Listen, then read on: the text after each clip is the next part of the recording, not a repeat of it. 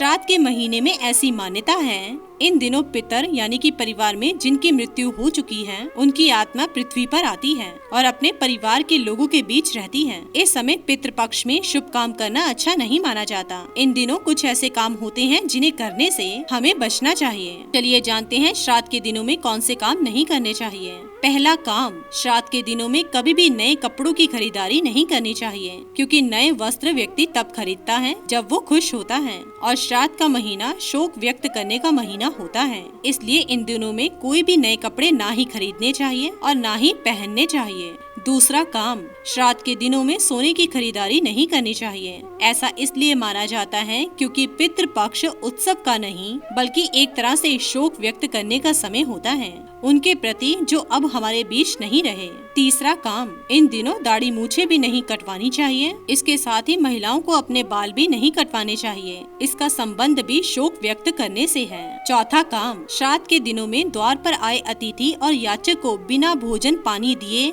जाने नहीं देना चाहिए। माना जाता है कि पितर किसी भी रूप में श्राद्ध मांगने आ सकते हैं, इसलिए किसी का अनादर नहीं करना चाहिए। पांचवा काम, माना जाता है कि श्राद्ध के दिनों में नया घर नहीं लेना चाहिए। असल में घर लेने में कोई बुराई नहीं होती, पर कारण यह है स्थान परिवर्तन। माना जाता है कि जहाँ पितरों की मृत्यु हुई होती हो, वह अपने उसी स्थान पर लौटते हैं। अगर उनके परिजन उस स्थान पर नहीं मिलते तो उन्हें तकलीफ होती है।